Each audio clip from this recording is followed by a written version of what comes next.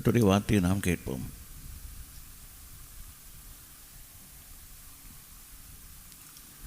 ஆண்டுடைய வார்த்தைக்காக காத்திருக்கிற உங்களையும் கர்த்தர் ஆசீர்வதிப்பாராக. உங்களுக்கு வேண்டிய தேவனுடைய வார்த்தையை தேவனுக்கு வெளிப்படுத்தி தருவாராக.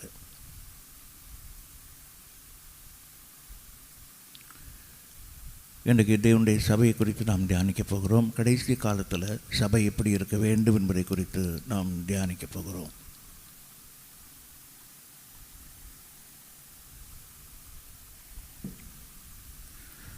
ஆதி காலங்களில் நாம் சபையை குறித்து நாம் பார்க்கும்போது அந்த சபை முழுவதுமே ஆவியானவருடைய கட்டுப்பாட்டுக்குள் இருந்தது.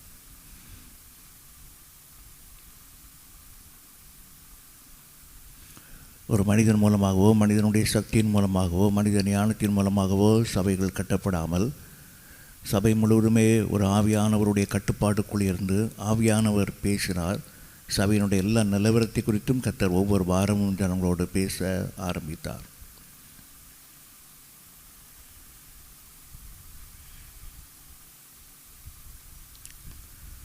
காலங்கள் கடைசி ஆக ஆக சபை மனிதனுடைய ஆளுகைக்குள்ளே போய்விடாதபடி தெய்வீக ஆளுகைக்குள்ளாகவும் பரிசுத்த ஆவியினுடைய கட்டுப்பாட்டுக்குள்ளாகவும் நிறைந்த ஒரு சபையாக இருக்க வேண்டும் என்று தேவன் விரும்புகிறார்.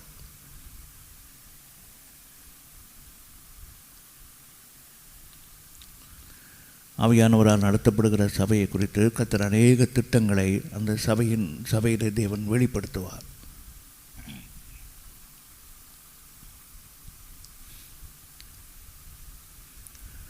அப்போஸ்தலருடைய காலங்களில் சபையினுடைய நிலவரத்தை குறித்து நாம் பார்க்கும்போது அப்போஸ்தலர் 9:31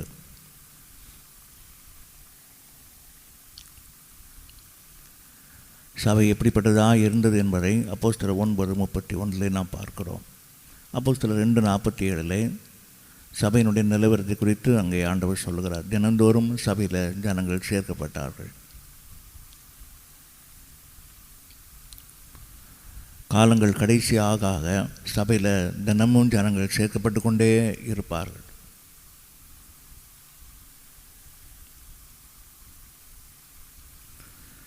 கடைசி கால சபை தேவனுடைய ஜனங்களினால் நிறைந்திருக்கிற சபையாக தேவன் மாற்றி தருவார்.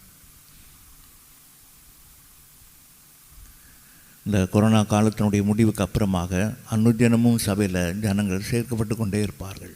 ரட்சிக்கப்பட்டவங்களை கர்த்தர் அனுதினமும் சபையிலே சேர்ப்பார்.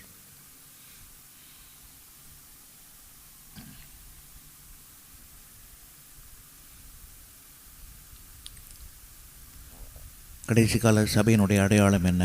சபையில் சேர்க்கப்படுகிறார்கள். இரண்டாவது, சபை முழுவதும் சமாதானம் உடையதாக இருக்கும். ஒரு தெய்வீகமான சமாதானமும் தெய்வீகமான இளைப்பாற்றலும் சபை முழுவதையும் மூடியிருப்பதை, நிறைத்திருப்பதை எல்லாரும் காணும்படி தேவன் செய்வார். சபை சமாதானம் உடையதாக இருக்கும்.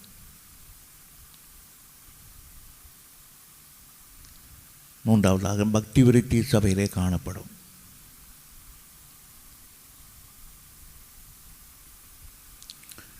பலவிதமான கலாச்சாரத்தின் பின்னணியிலே நாம் வந்திருந்தாலும் ரட்சிக்கப்பட்ட தேவனுடைய பிள்ளைகள் சபைக்கு வரும்போது அவங்க எல்லா விதத்திலையும் ஒரு பக்தி விருத்தி உடையவங்களாக மாற்றப்பட்டிருப்பார்கள்.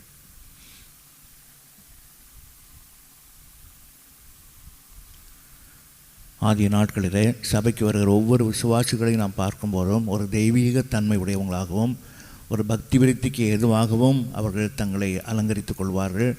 அவங்களுடைய வார்த்தைகளையும் அவர்கள் அலங்கரித்துக் கொள்வார்கள்.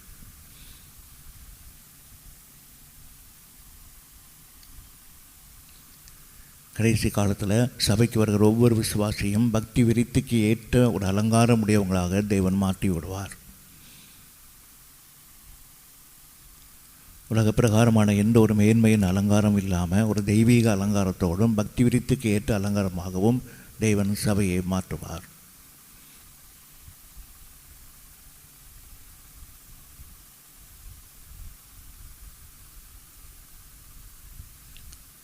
ஒரு சபையை நடத்துகிற மேய்ப்பன் பக்தி விருத்திக்கு ஏற்ற பிரகாரமாக சபையை நடத்த வேண்டும்.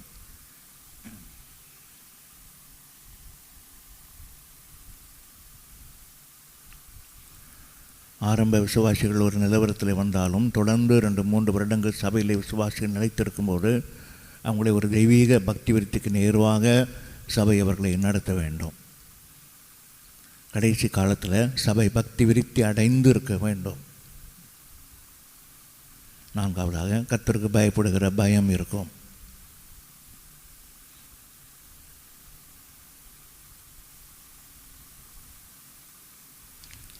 ஒரு மனிதனை குறித்து பயம் அல்ல, கர்த்தரை குறித்தே ஒரு பயம் அந்த சபையிலே நிறைந்திருக்கும். ஒரு மனிதனுடைய ஆளுகையினால் சபை நடத்தப்படும் போது அங்கே ஜனங்கள் மனிதனை கண்டு பயப்படுகிற ஒரு பயத்தோடு அவர்கள் ஆராதனைக்கு வருவார்கள். முழு இருதயத்தோடு தேவனை ஆராதிக்காமல் தன்னை யாரோ ஒரு மனிதன் கவனித்து கொண்டே இருக்கிறார் என்பதற்காக அவங்க ஆராதனை இருக்குமே தவிர அது ஒரு தெய்வீகமாக கர்த்தருக்கு பயப்படுகிற ஆராதனையாக பார்க்க முடியாது. ஆகவே மனிதனுடைய பயங்கள் சபையில் இல்லாமல் தெய்வீக பயத்தோடு அவங்க தேவனை ஆராதிக்க வேண்டும். அதான் கர்த்தருக்கு பயப்படுகிற பயம்.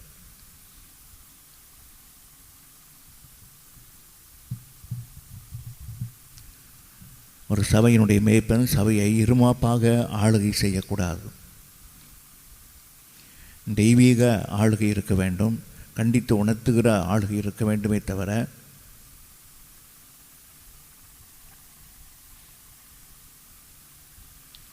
ஒரு மாம்ச பிரகாரமாக அவங்களை பயமுறுத்துகிற அப்படிப்பட்ட ஒரு மனுஷிக ஆளுகை இல்லாதபடி ஒரு மேய்ப்பன் தன் சபையை நடத்த வேண்டும். கடைசி காலத்தில் மனுஷனுக்கு பயப்படுகிற பயம் இல்லாமல் கர்த்தருக்கு பயப்படுகிற பயங்கள் சபையிலே திரளாய் உண்டாகியிருக்கும்.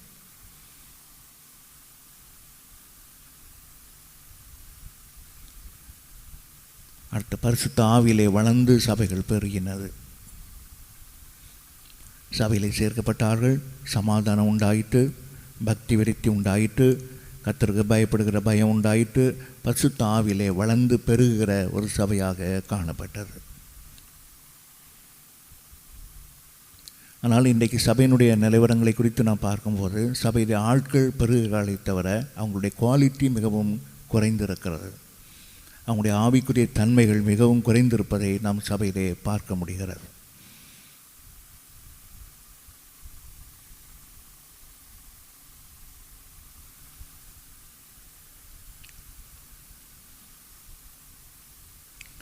நாம் ஒருவரை சந்திக்கும்போது எவ்வளோ பேர் சபைக்கு வருகிறார்கள் என்பதை கேட்குறோமே தவிர சபையினுடைய தன்மை என்ன, எப்படிப்பட்ட தன்மையோடு சபைகள் இருக்குது என்பதை நாம் அவ்வளவாக கேட்பதில்லை. ஜனங்களும் ஜனக்கூட்டத்தை விரும்புகிறார்கள், போதகர்களும் ஜனக்கூட்டத்தை விரும்புகிறார்கள். சபையில் இன்றைக்கு ஆட்கள் பெருகிக்கொண்டே இருக்கிறார்கள், ஆனால் அதனுடைய தன்மைகள் முழுவதும் குறைந்திருக்குது என்பதை நாம் மறக்க முடியாது.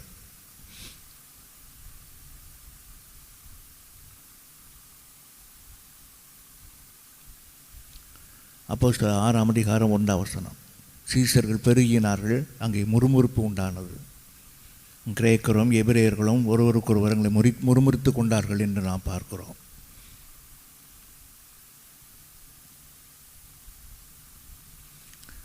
சீசர்கள் பெருகினாங்களே தவிர முறுமுறுப்பு அவங்கள விட்டு குறையவே இல்லை.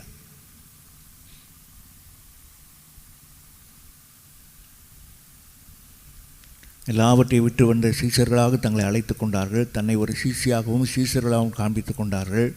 ஆனால் ஒருவருக்கு விரோதமாய் ஒருவர் முறுமுறுக்கிற அந்த குணாதிசயங்கள் அவங்கள விட்டு மாறாமலேயே இருந்தது.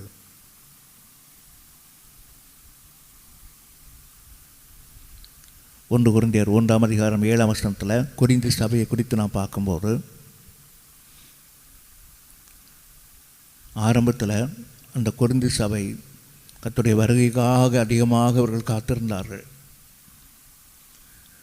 கர்த்தருடைய வருகையை குறித்தே உங்களுடைய இருதயம் இருந்தது. எப்பொழுது கர்த்தர் வரப்போகிறார், அவரோடு கூட நித்திய காலமாய் நாம் வாழ வேண்டுமேங்கிற கர்த்தருடைய வருகையை குறித்து நினைவு அவங்ககிட்ட அதிகமாக இருந்தது.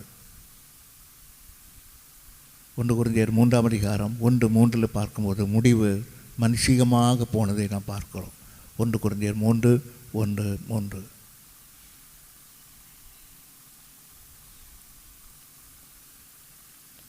கர்த்தருடைய வருகை எதிர்பார்த்த கொரிந்து சபை முடிவில் மனுஷ மார்க்கமாய் அது போய்விட்டது. கடந்த வாரம் நான் உங்களுக்கு போதித்த பிரகாரமாக ஒரு மனுஷனுடைய முடிவு நல்ல முடிவாக இருக்க வேண்டும். பரிசுத்தவானுடைய முடிவு நல்ல முடிவாக கர்த்தர் மாற்றி தருகிறார். ஒரு நல்ல ஆவிக்குரிய சபையினுடைய முடிவு நல்ல முடிவாக இருக்க வேண்டும். கர்த்தருடைய வருகை எதிர்பார்த்த கொரிந்து சபை முடிவில் மனசிகமாக அந்த சபை போய்விட்டதை நாம் பார்க்கிறோம். கலாத்தியர் 5:7 கலாத்தியர் சபையார் நன்றாக ஓடினார்கள். கலாத்தியர் 5:7.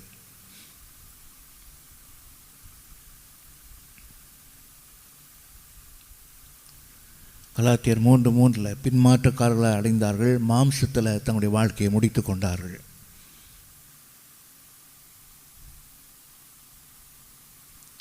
உன்னுடைய வாழ்க்கையில் நீ கொரிந்து சபையை போலவோ கலாத்திய சபையை போலவோ உன் வாழ்க்கையை நீ மாம்சத்திலே முடித்து விடாதபடி நீ எச்சரிக்கையாக இருக்க வேண்டும்.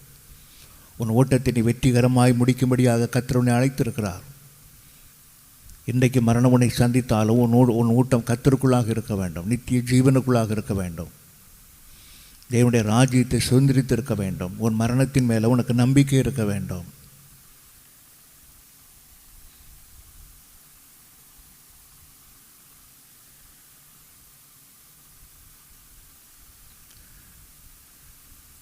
கலாத்தியர் நன்றாக ஓடினார்கள். ரட்சிக்கப்பட்டு அவங்க சபைக்கு வரும்போதும் ஞானஸ்நானம் எடுக்கும் போதும் தொடர்ந்து அவங்க சபைக்கு வரும்போதும் நன்றாக ஓடினார்கள்.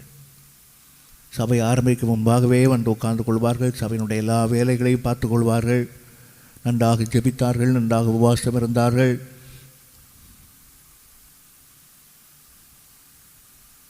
ஆனால் கொஞ்ச நாட்களுக்குள்ளாக எல்லாவற்றிலையும் அவங்க பின்மாற்றம் அடைந்து மாம்சத்திலே அவர்கள் தங்களுடைய ஆவிக்குரிய வாழ்க்கையை முடித்தார்கள்.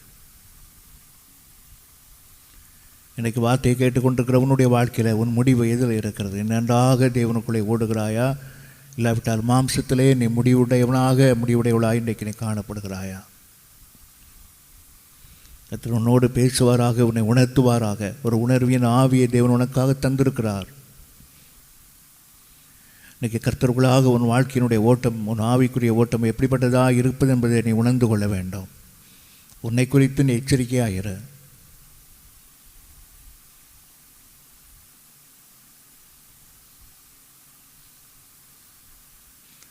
இன்றைக்கு கர்த்தருடைய வருகை இருக்குமானால், எப்படால் மரணம் உன்னை சந்திக்குமானால், நீ தேவனுடைய வாசஸ்தலத்துக்கு முன்பாக தனியாக போய் நீ நிற்க வேண்டும். உன்னை குறித்த கணக்கை நீ தேவனிடத்தில் ஒப்பு கொடுக்க வேண்டும்.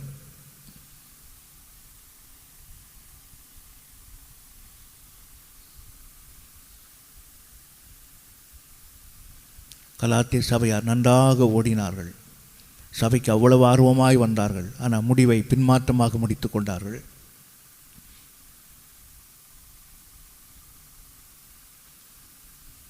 கலாத்தியர் 4:14-15 வாசிக்கும்போது ஊழியத்திற்காக தங்களை கண்களை கொடுக்கவும் அவங்களை ஆயத்தமாக இருந்தார்கள் என்று நாம் பார்க்கிறோம். எவ்வளவு தூரம் ஆவியில் வைராக்கியமாய் ஆரம்பித்திருக்கிறார்கள் பாருங்கள். கலாத்தியர் 4:14-15. கர்த்தருடைய ஊழியக்காரர்களுக்காக, அப்போஸ்தலர்களுக்காக, ஒரு ஆவிக்குரிய சபைக்காக தங்களுடைய கண்களையே கொடுக்க முன்வந்த அந்த சபையார் பின் நாட்களில் பின்மாற்றத்திலே முடிந்து போனார்கள்.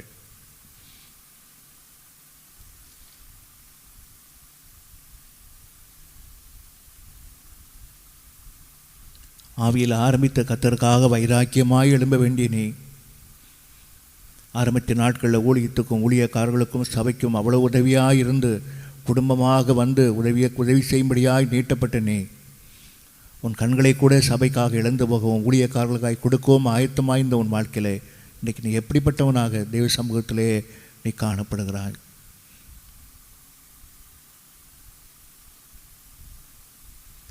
எல்லாவற்றையும் இழந்து போகும்படியாக ஆயத்தமாய் வந்த உன் வாழ்க்கையில் இன்றைக்கு உன் ஆவிக்குரிய நிலவரம் என்ன?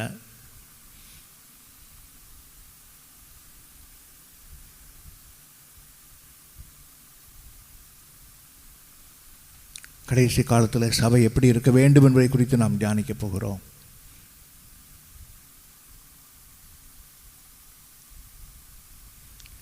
வேதத்திலிருந்து சில காரியங்களை நாம் தியானித்து இன்றைக்கு தேவனுடைய வார்த்தையை நாம் கேட்க போகிறோம். கடைசி காலத்திலே சபை எப்படி இருக்க வேண்டும்?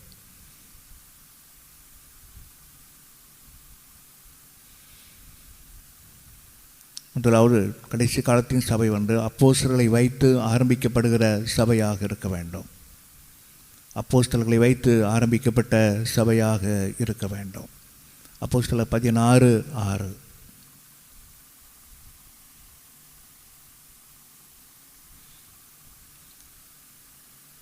அப்போஸ்தலனாக அழைக்கப்பட்ட பவுலை கொண்டு தேவன் ஆதி காலத்தின் சபையை அவர் நிறுவுகிறார். சபையானது அப்போஸ்தலர்களை வைத்து சபை ஆரம்பிக்கப்பட்டிருக்க வேண்டும்.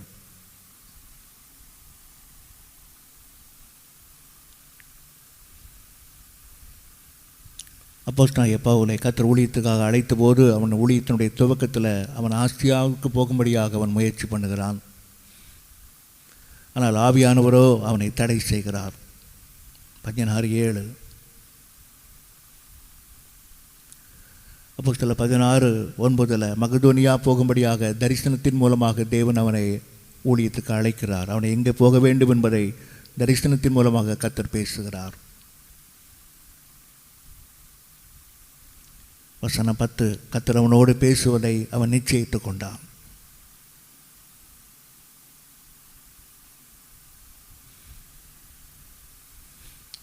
ஆவியானவர் பவுல் சுவிசேஷ ஊழியத்தை செய்கிறதை நிறுத்தி சபைக்கு போகும்படியாக அவனோடு தேவன் பேசுகிறார்.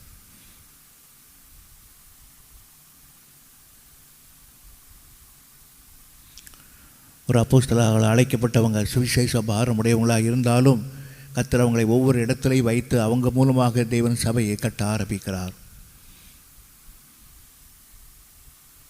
ஒவ்வொரு ஊழியக்காரர்களையும் சபையை ஆரம்பிக்கும் முன்பாக கர்த்தர் அவங்களை அப்போஸ்தலராக அழைத்து எங்கே ஆரம்பிக்க வேண்டும் என்ற இடத்தில் இருக்க வேண்டும் என்பதை குறித்து தரிசனத்தின் மூலமாகவும் சொப்பனத்தின் மூலமாகவும் கர்த்தர் அவங்களோடு கூட பேசுகிறார். அந்த சொப்பனத்தினாலும் தரிசனத்தினாலும் நிச்சயிக்கப்பட்டு ஆரம்பிக்கப்பட்ட சபைதான் தேவனால் நடத்தப்படுகிற சபையாக இருக்கிறது. கடைசி காலத்தில் அப்படிப்பட்ட அழைக்கப்பட்ட அப்போஸ்தலர்கள் மூலமாக சபை நாட்டப்பட வேண்டும், கட்டப்பட வேண்டும்.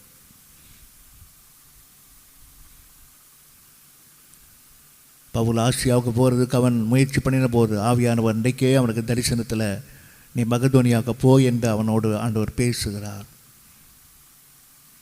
அப்போஸ்தலனாக அழைக்கப்பட்டவங்களுக்கு சுய சித்தம் என்று ஒன்றுமில்லை, தெய்வ சித்தத்தை செய்கிறவங்களாக நிற்கிறார்கள். கர்த்தர் அவங்களோடு சொப்பனத்திலே பேசுகிறார்.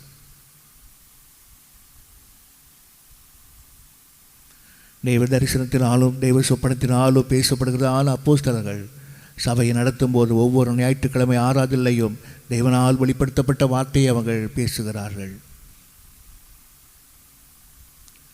தேவ தரிசனத்தை காண்கிறார்கள். சபையை குறித்தும் கடைசி காலத்தை குறித்தும் கர்த்தர் அவங்களோடு கூட பேசுகிறார். அன்றைக்கு கொடுக்க வேண்டிய செய்தியை குறித்து கர்த்தர் உங்களுக்கு வெளிப்படுத்துகிறார்.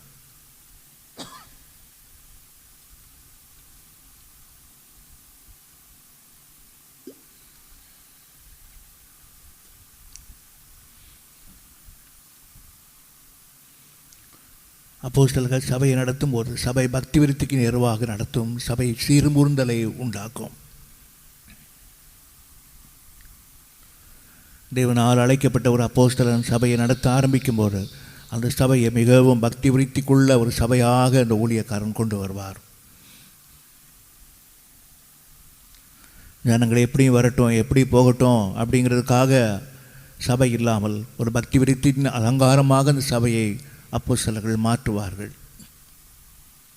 ஒரு தெய்வீகமான பக்தி இந்த சபையிலே காணப்படும். விசுவாசிகள் ஒரு தெய்வீக பக்தியின் அலங்காரமுடையவங்களாக மாற்றப்பட்டிருப்பார்கள்.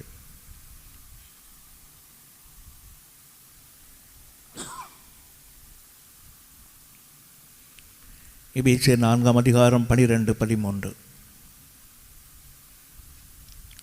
அப்போஸ்தலர்கள் சபையில் இருக்கும்போது சபை பக்தி விருத்தி அடைகிறது, சபை சீர்பொருந்துகிறது.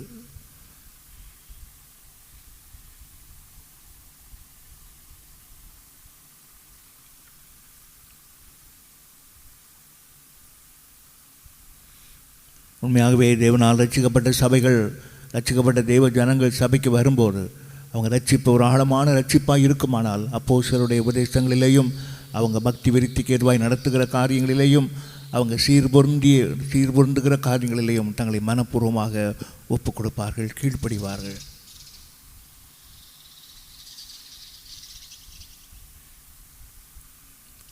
ஒரு மனிதன் ஆண்டவரை சொந்த இரட்சகராய் ஏற்றுக்கொண்டு ஒரு ஆழமான தெய்வீக ரட்சிப்பை பெற்றவன் சபைக்கு வரும்போது தேவனுடைய வார்த்தைக்கு முற்றிலுமாய் தன்னை அர்ப்பணித்தவனாய் இருக்கிறான். தன்னை வெறுக்கிறான், தன் சித்தத்தை மறக்கிறான். அவன் எங்கே போக வேண்டும், என்ன செய்ய வேண்டும் என்பதை குறித்து கர்த்தர் அப்போஸ்தலர் மூலமாக அவனோடு பேசுகிறார். ஆகவே பக்தி விருத்திக்கு ஏதுவாக பேசும்போதும் ஜனங்கள் பக்தி விருத்திக்கு ஏதுவாக நடக்க ஆரம்பிக்கிறார்கள். ஒரு தெய்வீக பக்தி உண்டாகிறது.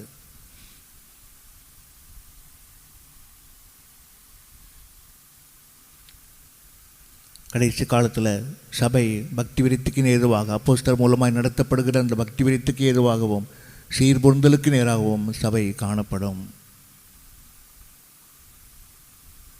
இரண்டாவதாக,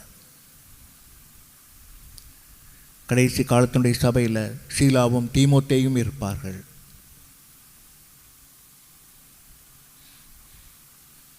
அப்போஸ்தலர் 18:5.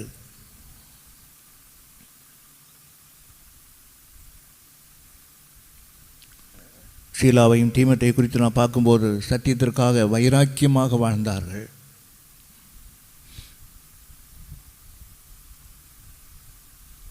எந்த காரியங்களை செய்து முடிவெடுத்தாலும் சத்தியத்தை வைத்து முடிவெடுத்தார்கள். மற்ற மனிதர்கள் சொல்லுகிற வார்த்தையின்படியாக முடிவெடுக்காமல் சத்தியம் என்ன சொல்லுகிறதோ அதுக்கேற்றபடியாக ஒரு முடிவை தங்களுடைய வாழ்க்கையிலையும் தங்களுடைய குடும்பத்திலையும் எல்லா விதமான காரியத்திலையும் சத்தியத்தை வைத்தே முடிவெடுத்தவங்களாக இருந்தார்கள். சீலாவும் தீமோத்தேயும் சத்தியத்துக்காக வைராக்கியமுடையவங்களாக இருந்தார்கள். கடைசி காலத்திலையும் இப்படிப்பட்ட அநேக ஜனங்களை தேவன் சபையிலே வைத்திருக்கிறார். சத்தியத்துக்காக வைராக்கியமாக இருக்கிறார்கள்.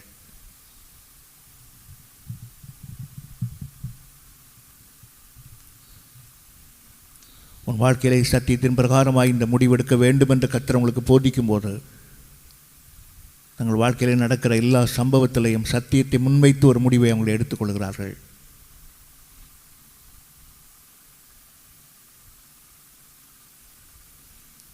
கடைசி காலத்தில் ஒரு ஆவிக்குரிய சபையில் அநேக தீமோத்தேய்களை தேவன் உண்டாக்கி தருவார். சத்தியத்துக்காக வைராக்கியமாய் நிற்கிற தீமோத்தேய்களை தேவன் சபையிலே உண்டாக்குவார்.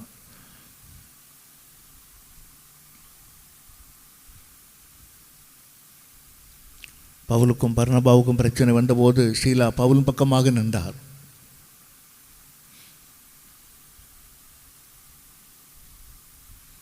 சபையில் எப்படிப்பட்ட குழப்பங்களும் பிரச்சனைகளும் வரும்போது கடைசி காலத்தில் பவுலை சீலாவை போல பவுலை தீமோத்தை போல அநேக விசுவாசிகளை ஊழியக்காரன் பட்சமாக நிற்கும்படியாக தேவன் எழுப்பி தருவார்.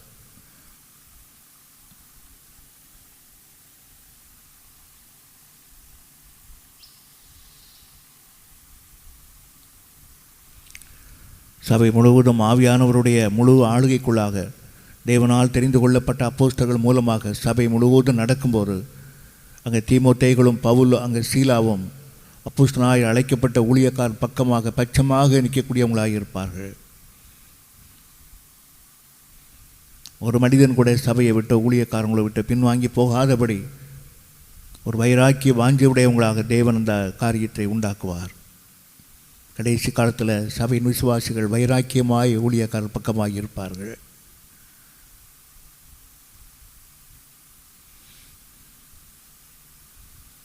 அப்போஸ்தலனாகிய தீமோத்தேயு பவுலுடைய மனதுக்கேற்றவனாக இருந்தான்.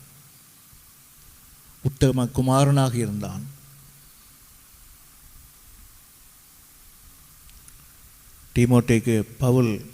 பவுலுக்கு தீமோத்தேயு ஒரு உத்தம குமாரனாக இருந்தான். அவன் மனதுக்கு ஏற்றவனாக அவன் இருந்தான்.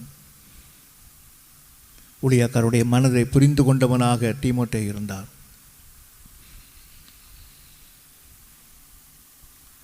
சபையினுடைய ஒவ்வொரு விசுவாசிகளும் ஊழியக்காரர்களுக்கு உத்தம குமாரனாக உத்தம குமாரத்திகளாக நீங்கள் சபையிலே காணப்பட வேண்டும்.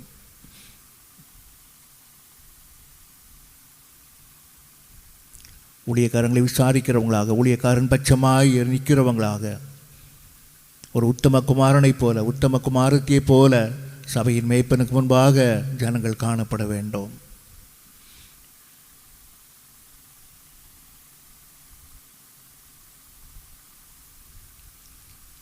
பலனிட்டு போன தாயும் தகப்பனும் தன்னுடைய உத்தம குமார்களை பார்க்கும்போது எவ்வளவு ஆறுதல் அடைகிறார்களோ அதே போல் ஊழியக்காரர்களுக்கு சபையில் உள்ள அத்தனை விசுவாசிகளும் உத்தம குமாரனாக இருக்க வேண்டும். கடைசி காலத்தில் தேவன் அப்படிப்பட்ட தீமோத்தேயுக்களை, சீலாக்களை தேவன் சபையிலே உண்டாக்கி தருவார்.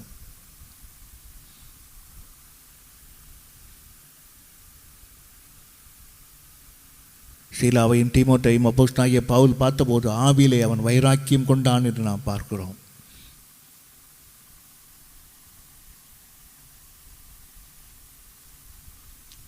கடைசி காலத்தில் சபைக்கு ஜனங்கள் வருகிற விசுவாசிகளை பார்த்து ஊழியக்காரர்களை ஆவியில் வைராக்கியம் கொள்ளும்படியாக தேவன் மாற்றி தருவார்.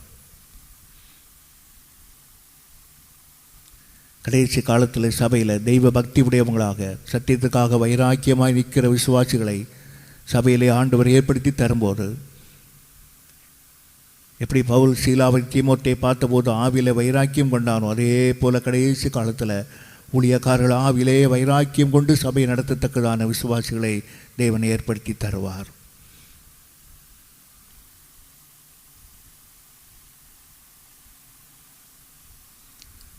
ஊழியக்காரன் சபையை பார்க்கும்போது, சபையினுடைய ஜனங்களை பார்க்கும்போது அவன் ஆவியிலே வைராக்கியம் கொள்ள வேண்டும்.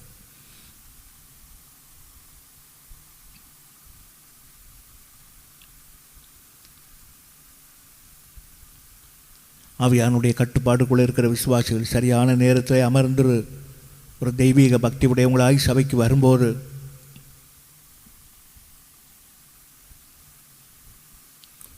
ஊழியக்காரர் மூலமாய் நடத்தப்படுகிற சபையினுடைய எல்லா வார்த்தைகளுக்கும் ஜனங்கள் கீழ்ப்படிந்து சபைக்கு வரும்போது ஜனங்கள் செய்கிற அப்படிப்பட்ட ஒரு தெய்வீக தன்மையை கண்டு ஊழியக்காரர்கள் ஆவியிலே வைராக்கியம் கொள்கிறார்கள்.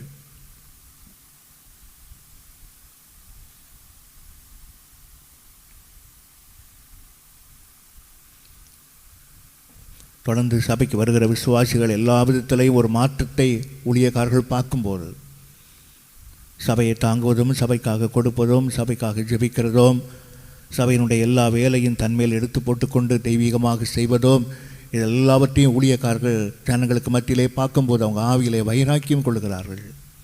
ஒரு சபையின் விசுவாசி ஊழியக்காரரை ஆவியிலே வைராக்கியம் கொள்ள வைக்க வேண்டும்.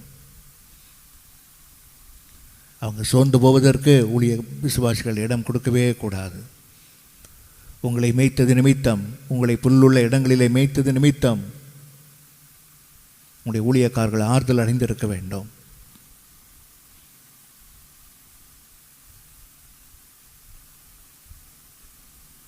உன் ஆவிக்குரிய தகப்பனாயிருக்கிற உன் ஊழியக்காரனை ஒரு விதத்திலேயும் நீ அசட்டை பண்ணி விடக்கூடாது.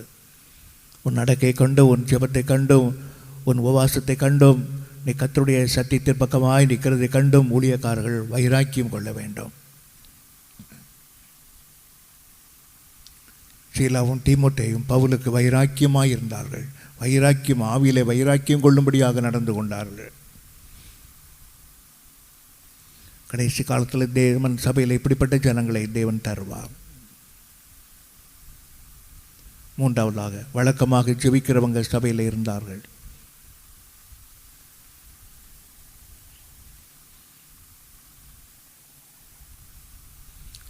அப்போஸ்தலர் 16:13.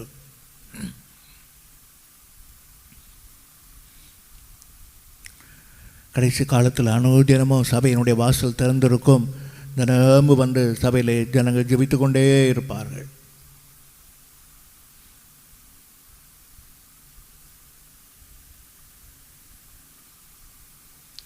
ஜெபிக்கிறவங்க சபையின் அஸ்திபாரமாக இருப்பார்கள். தொடர்ந்து சபையில் வந்து ஜெபிக்கிற அப்படிப்பட்ட தெய்வ பிள்ளைகள் மேல் தேவன் தன்னுடைய அஸ்திபாரத்தின் சபையை கட்டுகிறார். அஸ்திபாரமாக இருப்பார்கள்.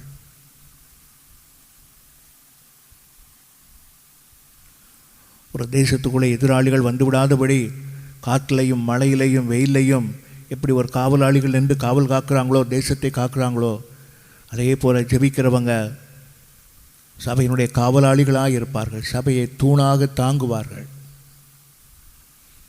தேவன் ஜெபிக்கிறவங்க மேலே தன்னுடைய அஸ்திபாரத்தின் சபையை நாட்டுவார்.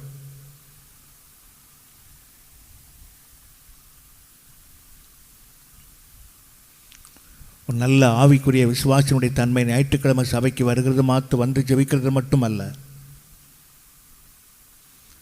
சபையில் நடக்கிற அனுதின ஜெபம், முழுகிரவு ஜெபம், ஞாயிற்றுக்கிழமை மாலை ஜெபம், இதை வைத்து தான் ஒரு விசுவாசியினுடைய ஜெபத்தின் வாழ்வை நாம் அறிந்து கொள்ள முடியும்.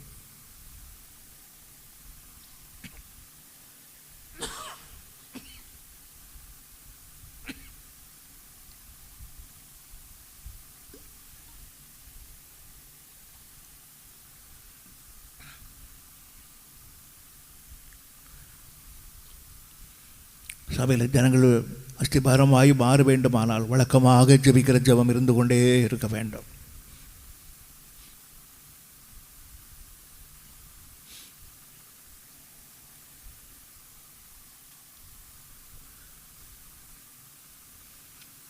ஒரு விசுவாசியுடைய தன்மையை நாம் அறிந்து கொள்ள வேண்டுமானால் அன்னிதினமும் சபையில் நடக்கிற எல்லா கூட்டங்களிலேயும் கலந்து கொள்வதை வைத்துதான் அவருடைய தன்மையை நாம் அறிந்து கொள்ள முடியும். ஏதோ ஞாயிற்றுக்கிழமை ஆராதனைக்காக வந்தோம் என்று வந்துவிட்டு போகிறவங்க சபையின் அஸ்திபாரமாய் ஒருபோதும் இருக்கவே முடியாது. வழக்கமாக வந்து சபையில் ஜெபிக்கிற ஜனங்கள், சபையில் நடக்கிற எல்லா கூட்டங்களிலேயும் வந்து கலந்து கொள்ளுகிற அப்படிப்பட்டவர்கள் நல்ல தெய்வீக தன்மையுடையவங்களாக இருப்பார்கள். அவங்க தான் ஆவிக்குரிய வாழ்க்கையில் ஒரு உன்னதமான நிலைமையை அடைந்திருக்கிறார்கள்.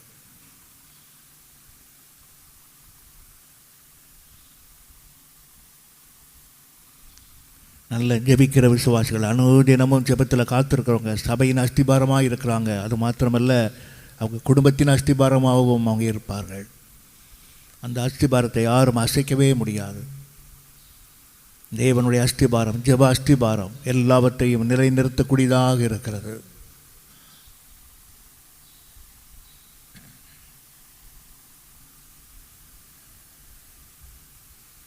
உங்களுடைய வாழ்க்கையில் ஜெபம் குறைந்து போகுமானால், அனுதினமும் தேவனோடு ஜெபிக்கிற நேரங்கள் குறையுமானால் அஸ்திபாரங்கள் ஆட ஆரம்பித்துவிடும், ஆட்டம் கண்டுவிடும். ஜெபங்கள் குறையும் போதே குடும்பங்களில் பிசாசினுடைய கிரியைகள் அதிகமாகிக்கொண்டே போவதை நீங்கள் பார்க்க முடியும். எல்லாவற்றுக்கும் ஜெப குறைவுதான் காரணம்.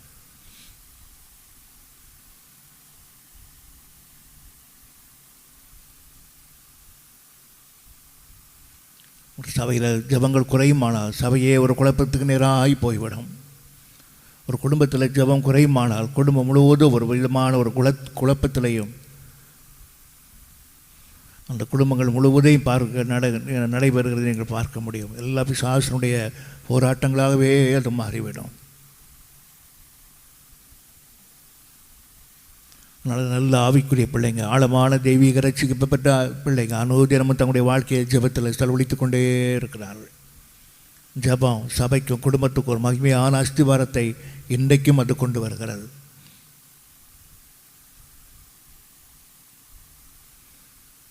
தன் வீடு நிலைத்திருக்கும்படியாக ஜெபிக்கிறார்கள்.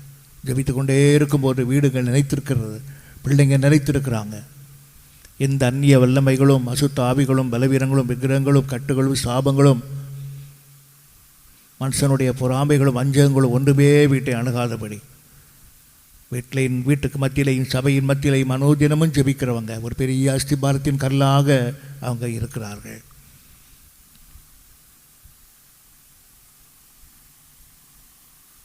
கர்த்தர் உனக்கு ஜெபாவியை தந்திருப்பார். ஆனால் நீ ஜெபிக்கும்படியாய் ஆயத்தமாகி வந்து நில்லு. அழைக்கப்பட்ட கர்த்தருடைய பிள்ளைகளுக்கு ஒவ்வொருத்தருக்கும் ஒவ்வொரு விதமான தேவனுடைய அந்த வரங்களை தேவன் கொடுக்கிறார். அந்த ஆவிக்குரிய வரங்களிலே ஒரு மேன்மையான வரம் தான் ஜெப வரம்.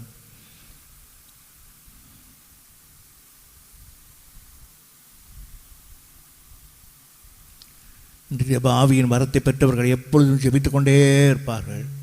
ஜெபத்தில் பயங்கரமானவங்களாக இருப்பார்கள். நேரம் கிடைக்கும் போதெல்லாம் அந்த நேரத்தை ஜெபத்தில் செலவழித்து கொண்டே இருப்பார்கள். ஜெபங்கள் பயங்கரமாக இருக்கும். இன்றைக்கு இந்த வார்த்தையை கேட்டுக்கொண்டிருக்கிறவனுடைய வாழ்க்கையில் சபைக்கு உன் குடும்பத்துக்கும் அஸ்திவாரமாக இருக்கும்படி கர்த்தருடைய ஜெப ஆவியினால் நிறைத்திருப்பாரானால் நீ ஏன் ஜெபிக்கக்கூடாது? தேவன் உனக்கு அப்படிப்பட்ட ஒரு அழைப்பையும் வரத்தையும் கொடுத்திருப்பாரானால் ஜெபத்தை குறித்து ஒரு பாரத்தை தேவன் உன் உள்ளத்தில் கொடுத்து கொண்டே இருப்பார். ஜெபிக்க ஜெபிக்க அவன் உள்ளம் சமாதானமாகவும் இளைப்பாதலாகவும் மாறுகிறதை நீ பார்ப்பாய். அப்படி நீ பார்க்கும் போதெல்லாம் கர்த்தருடைய ஜெப ஊழியத்துக்கு அழைத்திருக்கிறார் என்பதை நீ மறந்து போகக்கூடாது.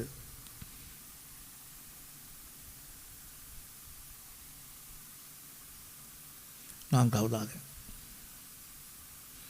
கடைசி காலத்தின் சபையில் நான்காவது காரியம் என்னவென்றால் இருதயம் திறக்கப்பட்டவங்க சபையிலே இருப்பார்கள். அப்போஸ்தலர் 16:14.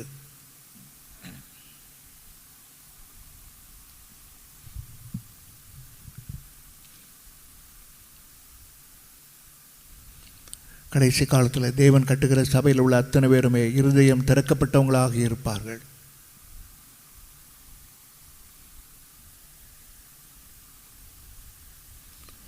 ஒரு மனுடைய இருதயம், சபைக்கு வந்தவனுடைய இருதயம் பூட்டப்பட்டிருக்குமானால் எதுவுமே அவன் மனதுக்குள் போகவே போகாது.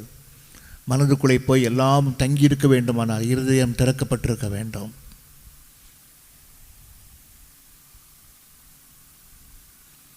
இருதயம் திறக்கப்பட்டவங்க சபைக்கு வரும்போது தேவனுடைய வார்த்தை உடைய இருதயத்திலே அப்படியே மாறாமல் பதிந்திருக்கிறத நீங்கள் பார்க்க முடியும்.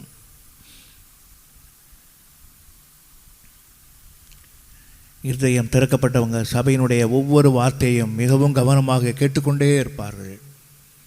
உலக பிரகாரமாய் சொல்ல வேண்டுமானால் மெய்மறந்து இருந்தார்கள் என்று சொல்கிறோமே, அதே போல் எல்லாவற்றையும் அப்படியே மறந்து மெய்மறந்து தேவனுடைய வார்த்தையை கேட்டுக்கொண்டே இருப்பார்கள். ஏனென்றால் இருதயம் திறக்கப்பட்டிருக்கிறது. கர்த்தர் அவங்களோடு கூட பேசிக்கொண்டே இருக்கிறார்.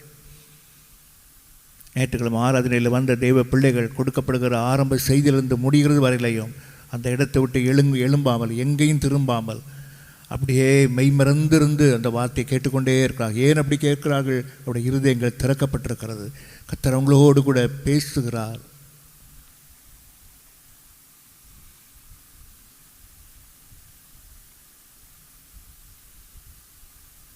இருதயமை திருக்குள்ளதும் மகா கேடு உள்ளதும் தீட்டுள்ளதுமாக இருக்குது என்று நாம் பார்க்கிறோம். திருக்குள்ளதும் மகா கேடு உள்ளதும் தீட்டுள்ளதுமான இருதயத்தோடு ஒரு மனுஷன் சபைக்கு வருமானால் அங்கே சொல்லப்படுகிற எந்த வார்த்தையும் அவன் இருதயத்துக்குள்ளே இறங்கவே இறங்காது. என்ன பிரசங்கம் பண்ணினோம் என்றே தெரியாது. சபைக்கு வந்து அநேக இன்றைக்கு தூங்கிறது காரணம் என்ன?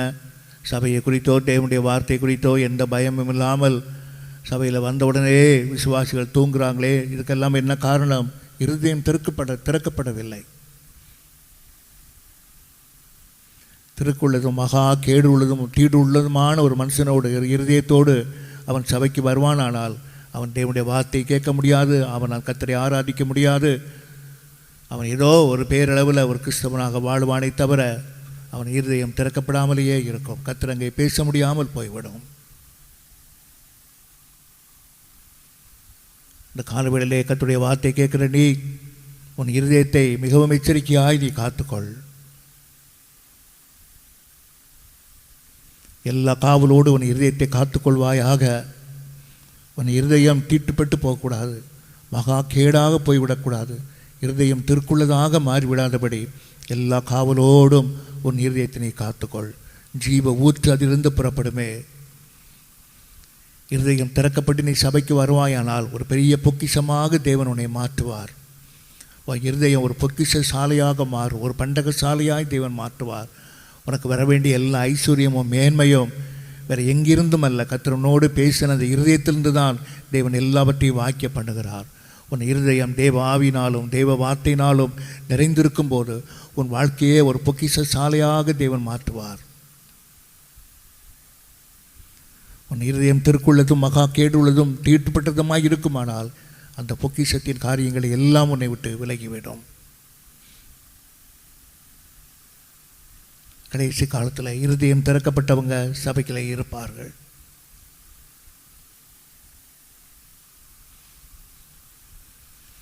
உன்னுடைய வாழ்க்கையில் வருகிற எல்லா விதமான குழப்பத்துக்கு காரணம் உன் இருதயம்தான் என்பதை நீ மறந்து போகக்கூடாது. இருதயத்தில் சுத்தமுள்ளவர்கள் பாக்கியவான்கள், தேவனை தரிசிப்பார்கள்.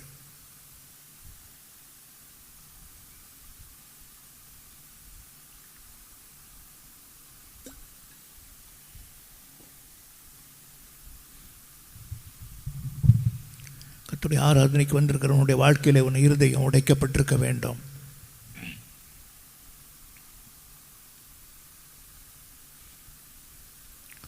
நொறுங்குண்ட ஆவியோடு தேவனை ஆராதிக்கிற அநேக பிள்ளைகள் சபையிலே காணப்படுகிறார்கள்.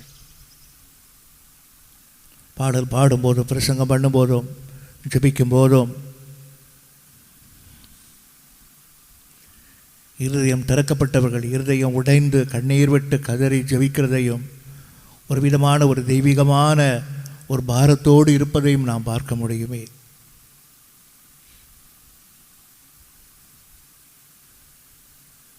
உன்னுடைய வாழ்க்கையில் எல்லா விஷயத்திலையும் உன் இருதயத்தினை கடினப்படுத்துவாய், ஆனால் உன் முடிவு மரணமாய் போய்விடும். ஆவியில் ஆரம்பித்த நீ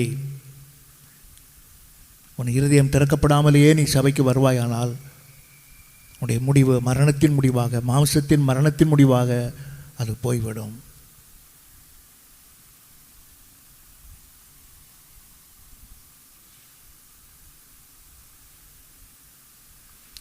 இருதயம் கடினப்பட்டவர்கள் எதையுமே கண்டுகொள்ளவே மாட்டார்கள். எதை குறித்தும் அவங்களுக்கு எந்த விதமான அக்கறையும் இருக்காது. கொடுக்கப்படுகிற வேலைகளில் உண்மையாக இருக்க மாட்டார்கள். குடும்பத்தை கவனிக்க மாட்டார்கள். சபையை கவனிக்க மாட்டார்கள்.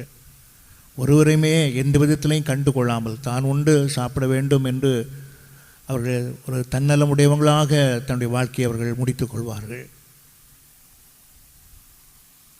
ஆனால் இருதயம் திறக்கப்பட்டவர்கள் அப்படி அல்ல, எல்லாவற்றையும் கவனிப்பார்கள். குறைவுகளை நிறைவாக்க வேண்டும் என்று பிரயாசப்படுவார்கள்.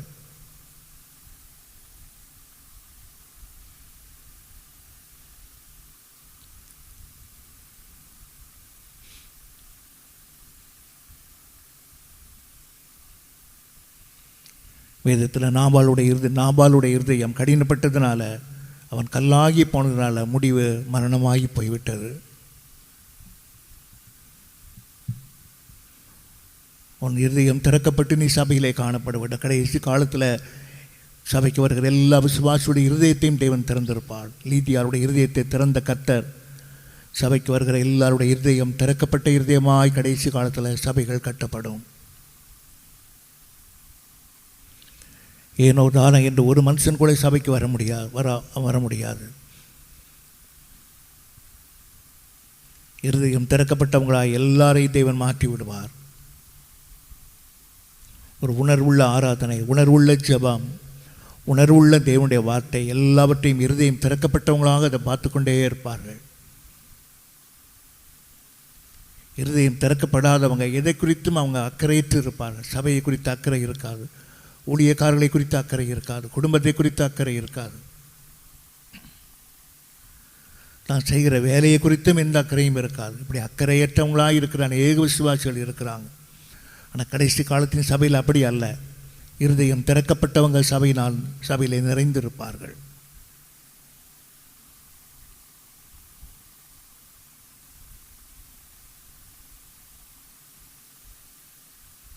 இருதயம் திறக்கப்படாதவங்க சபைக்கு வருகிறதையும் இருதயம் திறக்கப்பட்டவங்க சபைக்கு வருகிறதையும் நாம் நன்றாக கவனித்து கொள்ள முடியும்.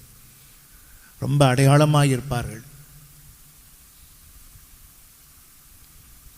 இருதயம் திறக்கப்படாமல் சபைக்கு வருவார் என்றால் அவங்களுடைய வாழ்க்கையிலே முதலாவது ஒழுக்கக்கேடுகள் இருக்கும். சபைக்கு வருகிற நேரங்களையும் காலங்களிலேயும் மிகவும் ஒழுக்கக்கேடாக நடந்து கொள்வார்கள். ஆனால் இருதயம் திறக்கப்பட்டவங்கள் அப்படி அல்ல. சபையினுடைய ஆராதனைகள் எல்லாவற்றிலையும் மிகவும் ஒழுங்குள்ளவங்களாக தங்களை மாற்றிக்கொள்வார்கள்.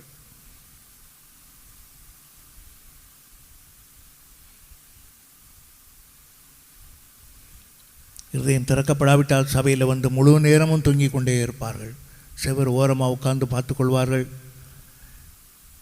பின் இருக்கையில் அமர்ந்து கொள்வார்கள். யாராவது ஒருவருக்கு பின்பாக மறைந்து சபையினுடைய முழு ஆராதனைகளையும் தூங்கிவிட்டு எழும்பி போகிற அநேக விசுவாசிகளும் சபையில் இன்றைக்கும் இருக்கிறார்கள். காரணம், இருதயங்கள் திறக்கப்படவில்லை.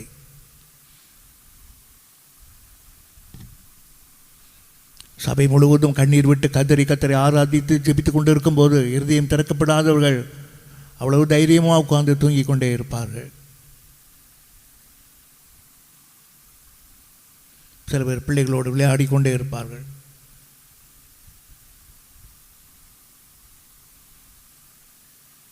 இருதயம் திறக்கப்படாமல் சபைக்கு வர்றவங்களை பார்த்து பிசாசானவனுக்கு மிகவும் சந்தோஷமாக இருக்கும்.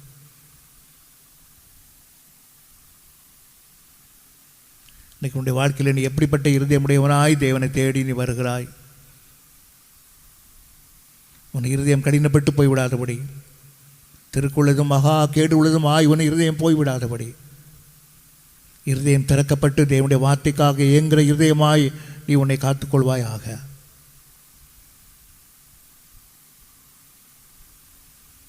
லீதியாளுடைய இருதயத்தை கத்தர் திறந்தாள். மிகவும் பணக்காரியாக லீதியாள் இருந்தாள். இரத்தாம்பரம் விற்கிறவளாக இருந்தாள்.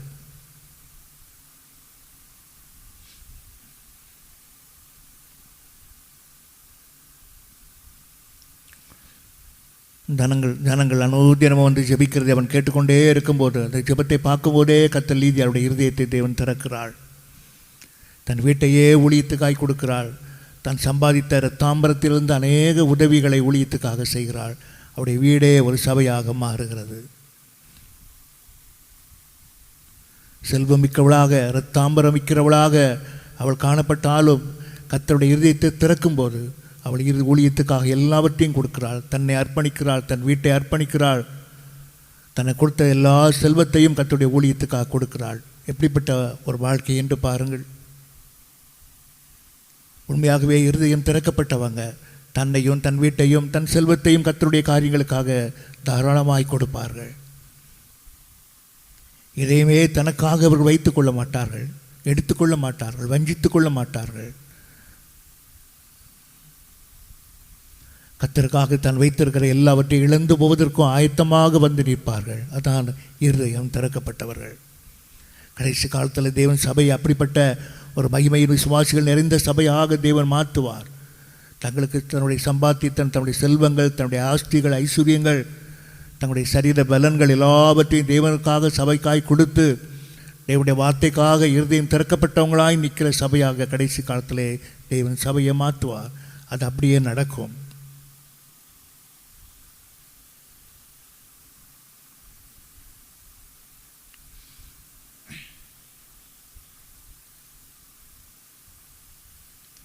எம்மாவுடைய சீசர்களோடு ஆண்டவர் பேசும்போது அவருடைய இருதயம் கொழுந்து விட்டு எரிந்தது.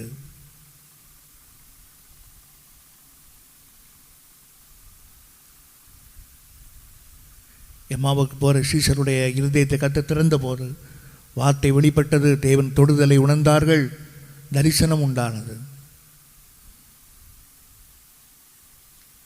இருதயம் திறக்கப்பட்டவங்களுக்கு 3 காரியம் நடக்குது. ஒன்று, தேவன் தன்னுடைய வார்த்தை கொண்டு தேவன் அவங்களோடு பேசுகிறார். இருதயம் திறக்கப்பட்டவங்க தேவனுடைய தொடுதலை உணர்வார்கள். இருதயம் திறக்கப்பட்டவங்க தேவ தரிசனத்தை காண்பார்கள். வார்த்தை, தொடுதல், தரிசனம்.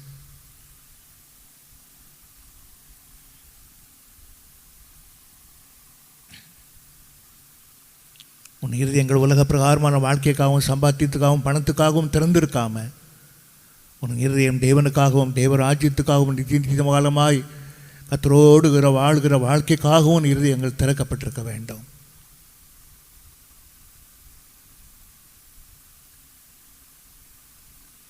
ஐந்தாவதாக கடைசி காலத்தின் சபை எப்படி இருக்க வேண்டும்? சகாயம் செய்கிறவங்களாக இருந்தார்கள்.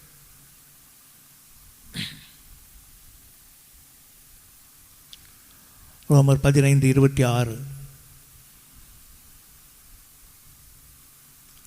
ரோமர் 15:26.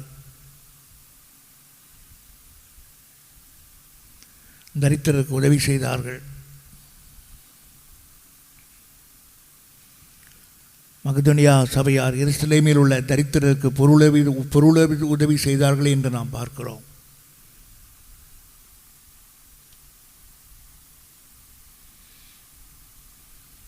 கடைசி காலத்தில் சபையில் இருக்கிற எல்லா ஜனங்களும் கொடுக்கிறவங்களாக தேவன் மாற்றுவார். மகதோனியா சபையார் எருசலேமில் உள்ள சபையாருக்கு பொருட்களினால் உதவி செய்தார்கள். ஒரு சபை இன்னொரு சபைக்கு உதவி செய்கிற சபையாக தேவன் கடைசி காலத்தில் மாற்றி தருவார்.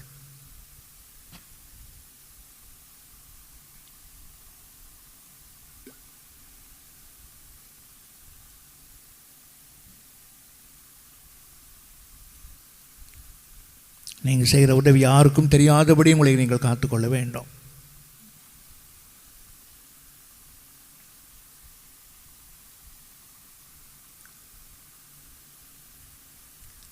சபைக்காக நீங்கள் செய்கிற உதவி, ஊழியத்துக்காக நீங்கள் செய்கிற உதவி, ஊழியக்காரங்களுக்காக நீங்கள் செய்கிற உதவி ஒன்றும் வெளியே தெரியாதபடி, யாருக்கும் தெரியாதபடி நீங்கள் காத்துக்கொள்ள வேண்டும். நீ செய்கிற உதவியை அந்த ரங்கத்தில் பார்க்கிற பிதாவானவர் வெளியரங்கமான ஒரு பலனை கண்டிப்பாக தருவார்.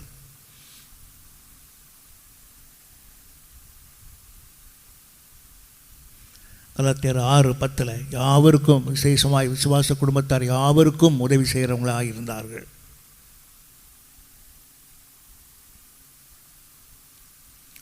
கடைசி காலத்தில் சபையில் உள்ள எல்லா விசுவாசிகளும் கடைசி காலத்தினுடைய சபையின் அடையாளம் என்னவென்றால் சகாயம் செய்கிற ஒரு விசுவாசிகளாக சபையாக அது காணப்படும்.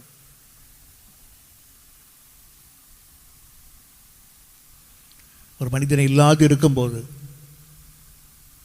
தன் இருதயத்தை கடினப்படுத்தி விடாதபடி எந்த அளவுக்கு அவங்களுக்கு உதவி செய்ய முடியுமோ அப்படி உதவி செய்கிற மனப்பான்மை உடையவங்களாக தேவன் கடைசி காலத்தில் சகாயம் செய்கிற சபையாக தேவன் மாற்றுவார். ஊழியக்காரர்களின் தேவன் அப்படியே மாற்றுவார். அதுதான் கடைசி காலத்தின் சபையின் அடையாளம். கலாத்தியர் 6:10 யாவருக்கும் விசேஷமாய் விசுவாச குடும்பத்தார் யாவருக்கும் நாம் நன்மை செய்ய வேண்டும்.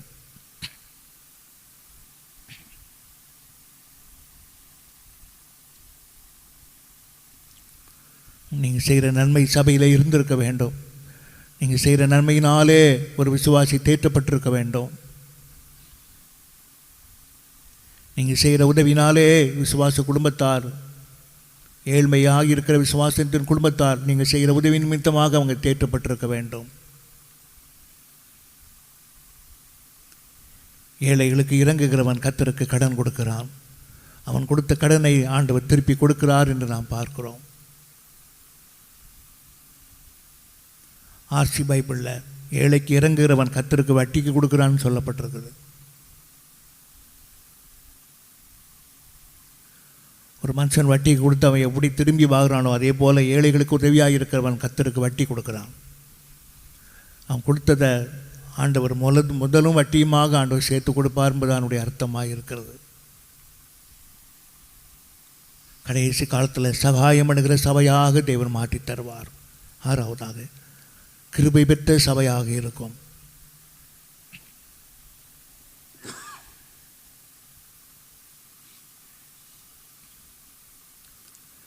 கடைசி கால சபை எப்படி இருக்க வேண்டும் என்பதை நாம் தொடர்ந்து தியானித்துக் கொண்டிருக்கிறோம்.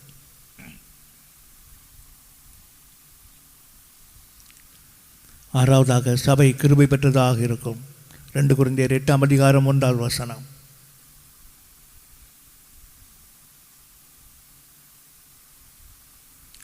2 கொரிந்தியர் 8:1 சபைக்கு வருகிற அத்தனை பேர் மேலேயும் தேவன் தன்னுடைய கிருபையை தேவன் தருவார். கிருபை பெற்றவளே வாழ்க என்று சொன்னபோது அங்கே இயேசு பிறந்தார்.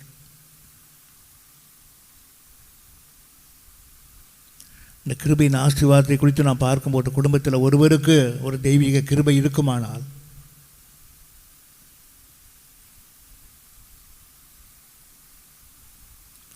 அந்த ஒருவர் மேலிருந்த தெய்வ கிருபையினாலே குடும்பம் முழுவதையும் தேவன் கிருபையாக காத்துக்கொள்வார். ஒரு மகாபெரிய ரட்சிப்பை தேவன் இந்த கிருபையாக இந்த குடும்பங்களிலே உண்டாக்குவார்.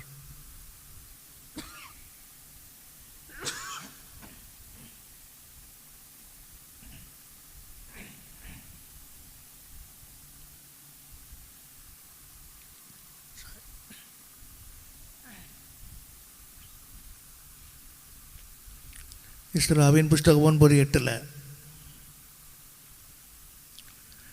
பழைய ஏற்பாட்டு காலத்தில் தேவன் கொடுத்த கிருபை எல்லாம் கொஞ்ச நேரத்தின் கிருபையாக இருந்தது. புதிய ஏற்பாட்டு காலத்தில் தேவன் விசேஷித்த கிருபையை தேவன் தருகிறார். இஸ்ரா 9:8 கொஞ்ச நேர கிருபை. பழைய ஏற்பாட்டு காலத்தில் கொடுக்கப்பட்ட கிருபை எல்லாம் கொஞ்ச நேரத்தின் கிருபையாக இருந்தது. ஒரு காரியம் செய்து முடித்த உடனே கிருபை அவங்களை விட்டு விலகிவிடும். ஆனால் புதிய ஏற்பாட்டு காலத்தில் கொடுக்கப்பட்ட கிருபையோ ரட்சிப்போ அபிஷேகமோ ஆவியினால் நடத்தப்படுகிற நடத்திப்போ எல்லாமே ஒரு விசேஷித்த நித்திய கிருபை தேவன் தருகிறார். கர்த்தருடைய வருகையிலேயும் இல்லாவிட்டால் மரண நம்மளை சந்திக்கிற வல்லையும் மாறாத நித்திய விசேஷித்த கிருபை தெய்வ பிள்ளைகளை வழிநடத்தி கொண்டே இருக்கும். கடைசி காலத்தில் சபையின் மேலே தெய்வ கிருபை இருக்கிறதுனால ஒரு மனிதர் ரட்சிக்கப்பட்டு சபைக்கு வந்த உடனேயே அந்த ஒரு மனிதர் மேல் இருக்கிற அந்த தேவ கிருபை இந்த முழு குடும்பத்தையும் ரட்சிப்புக்குள்ளே கொண்டு வந்து குடும்பமாய் சபைக்குள்ளே வரும்படியாக தேவன் செய்து விடுவார். குடும்பத்தை விட்டு ஒரு மனிதன் கூட தப்பித்து போக முடியாது. ஒரு மகாபெரிய ரட்சிப்பு அந்த கிருபையினாலே உண்டாகும். 7ஆவதாக கடைசி காலத்தின் சபையில் ஒரு பரிபூர்ண சமாதானத்தையும் சந்தோஷத்தையும் தேவன் தருவார். பரிபூர்ண சந்தோஷம் உடையவங்களாக இருப்பார்கள். 2 கொரிந்தியர் 2:8.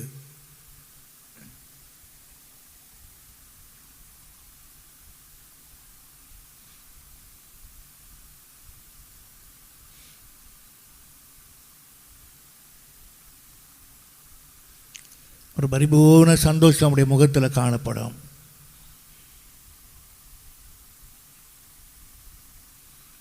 இன்றைக்கி சபைகளுக்கு விசுவாசிகள் வரும்போதே அவங்ககிட்ட காசு இருக்குதா இல்லையாங்கிறது அவங்களுடைய முகத்தை பார்த்தே நாம் ஓரளவு தெரிந்து கொள்ளுகிற நிலவரத்தில் தான் அவங்க சபைக்கு வர்றாங்க.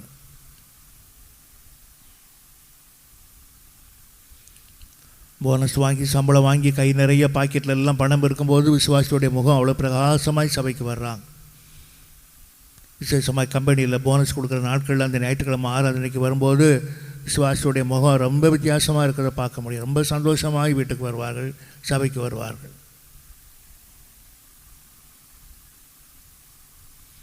ஆனால் கடைசி காலத்தில் தேவன் சபைக்கு கொடுக்குற அந்த சந்தோஷம் இப்படிப்பட்ட பணத்தின் காரியத்தில் உண்டாகிற சந்தோஷம் அல்ல, பரிபூர்ண சந்தோஷத்தை தேவன் தருவார்.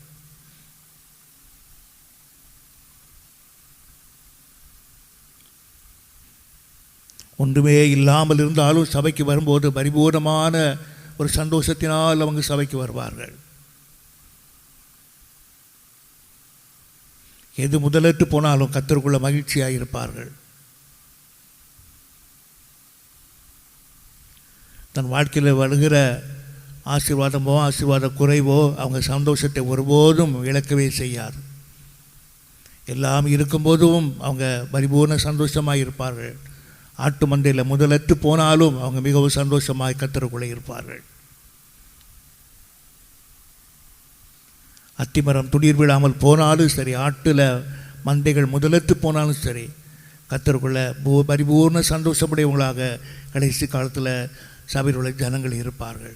தான் பெற்றுக்கொண்டதான சந்தோஷம் உலக பிரகாரமான ஐஸ்வர்யத்தை வைத்து அல்ல, ஒரு தெய்வீக ஐஸ்வர்யத்தை வைத்து அவங்க காணப்படுவார்கள்.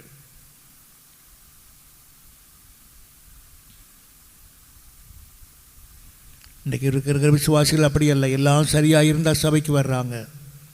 ஆனால் குடும்பத்திலேயோ வாழ்க்கையிலேயோ சிறிய குறைவு வந்து விட்டால் அவங்க முதலாவது தேவனையும் தேவ சபையை விட்டு விடுகிறார்கள். தங்கள் வாழ்க்கையில் வந்த குறைவு நிமித்தமாய் ஒரு மனிதன் சபையை விடுவானானால், தேவனை விடுவானானால் அவனுடைய வாழ்க்கையிலே பரிபூர்ண சந்தோஷம் அவனை விட்டு போய்விடும். உலகத்திலே சம்பாத்தியம் பண்ணலாம், ஆனால் சந்தோஷத்தை அவன் பெற்றுக்கொள்ள முடியாது, பரிபூர்ணம் இருக்காது. ஏதோ கொஞ்ச நேரம் அவன் சந்தோஷமாக இருக்கலாமே தவிர முடிவு அவனுக்கு ஒரு பெரிய சமாதான குலைச்சலாக போய்விடும்.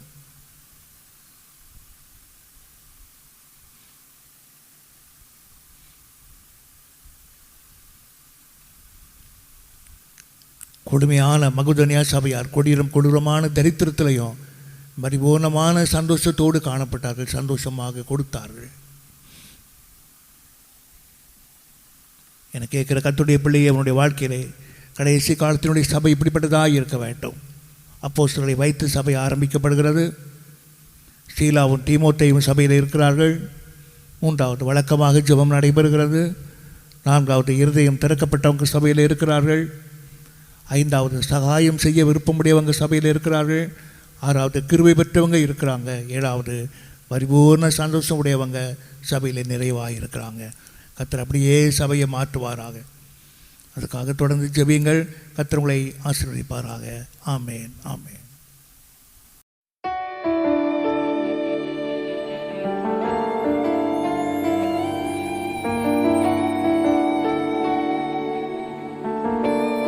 This is our prayer. இது எங்கள் அர்ப்பணிப்பின் ஜெபம். நீரை ஏற்றுக்கொள்ளும்.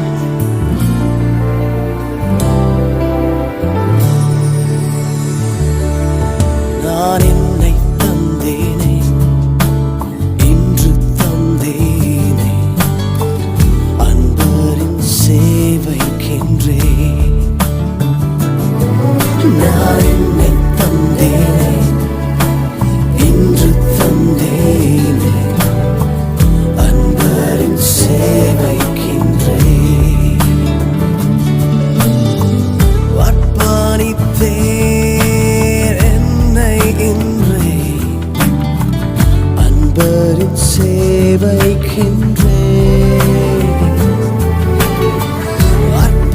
அர்ப்பணித்தேன் என்னை இன்றி அன்பரின் சேவைக்கின்றேன். நான் என்னை தந்தேனே, இன்று தந்தேனே, அன்பரின் சேவைக்கின்றேன்.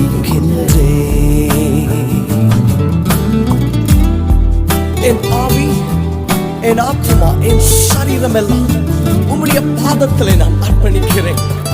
என்னில் நீர் மகிமைப்படும் தகப்பனே. இயேசுவே,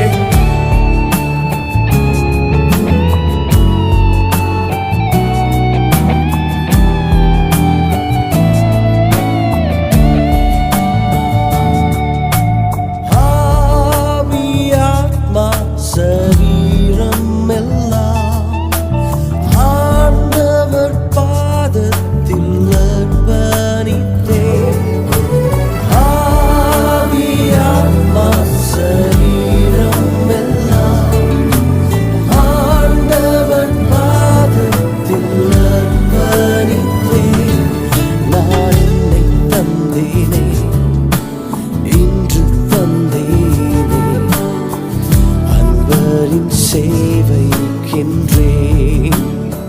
ஓ, நான் என்னை தந்தேனே, இன்று தந்தேனே, அன்பரின் சேவைக்கின்றேன்.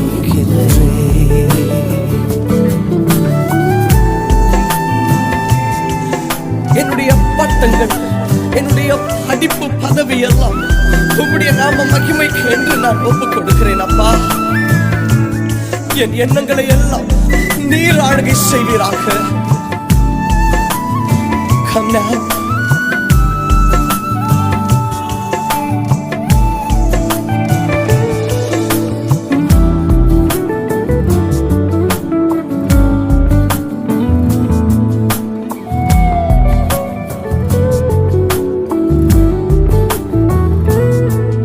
என் பட்டங்கள், படிப்புகள், பதவியெல்லாம் ஆண்டவர் பாதத்தில் அர்ப்பணித்தேன்.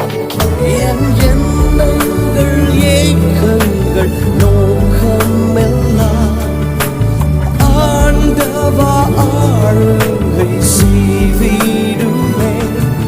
நான் என்னை தந்தேனே. அன்பு சகோதரா, இன்று ஆண்டவருடைய பாதத்தில் உன்னை அர்ப்பணித்து, ஆண்டவரே, என்னை 100% நான் உம்மிடத்திலே அர்ப்பணிக்கிறேன், என்னை ஏற்றுக்கொண்டு என்னில் நீர் மகிமைப்படும் என்று சொல்லி உன்னை ஒப்புக் கொடுப்பாய் என்று சொன்னார். ஆண்டவர் உன்னில் மகிமைப்பட விரும்புகிறார். உன்னை கொண்டு ஜாதிகளை, உன்னை கொண்டு தேசங்களை ஆசீர்வதிக்கும்படிக்கு ஆண்டவர் சித்தம் கொண்டிருக்கிறார். ஏன் நீ இன்று உன்னை ஆண்டவருக்கு என்று அர்ப்பணிக்க மாட்டாய்? எத்தனை நாட்கள் உலகத்தின் பின்னால் ஓடிக்கொண்டிருக்க முடியும்? இன்று ஆண்டவரிடத்திலே அர்ப்பணித்து, அப்பா, என்னுடைய சிந்தைகளை நீர் ஆளுகை செய்யும், என்னுடைய யோசனைகள் நீர் ஆளுகை செய்யும், என்னை உம்முடைய மகிமைக்கு என்று அர்ப்பணிக்கிறேன் என்று சொல்லி உன்னை அர்ப்பணிப்பாய் என்று சொன்னால், அவர் தம்முடைய அபிஷேகத்தை உன் பேரில் இப்பொழுதே ஊற்ற விரும்புகிறார். அவர் தம்முடைய கிருபைகளை உன் பேரில் நிறைவாக ஊற்ற விரும்புகிறார். உன்னை தம்முடைய வரங்களினாலே நிறைத்து, தம்முடைய வல்லமையினாலே உன்னை நிறைத்து, அநேக ஆயிரங்களுக்கு ஆசீர்வாதமாக உன்னை மாற்ற விரும்புகிறார். இன்று உன்னை நீ அர்ப்பணிப்பாயா?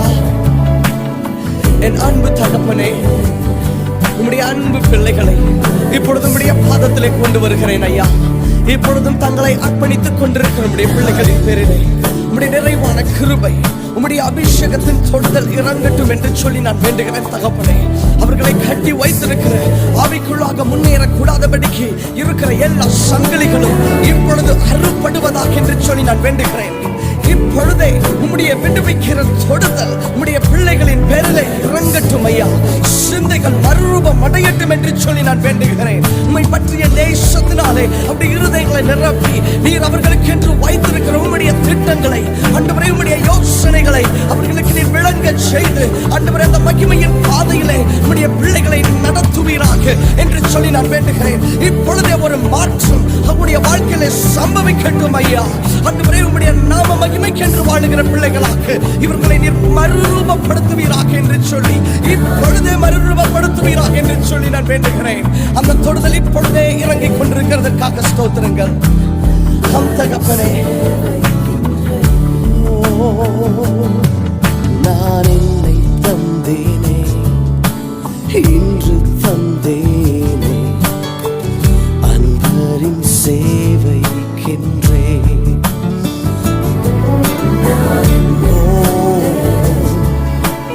இன்று தந்தேனே, அன்பரின் சேவைக்கின்றே.